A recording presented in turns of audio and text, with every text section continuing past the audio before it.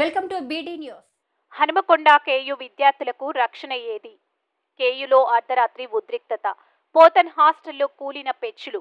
ఒక్కసారిగా పెచ్చులు ఊడడంతో భయభ్రాంతులకు విద్యార్థినులు. పోతన హాస్టల్ ముందు విద్యార్థుల ఆందోళన. 2016లోనే కొత్త భవనం నిర్మాణం చేయాలన్న ఉత్తర్వులను పట్టించుకోకుండా పాత గోడలకే రంగులు వేశారని విద్యార్థుల ఆరోపణ. 2 నెలల క్రితం నిద్రిస్తున్న విద్యార్థినిపై పడ్డ సీలింగ్ ఫ్యాన్ శిథిలావస్థలో ఉన్న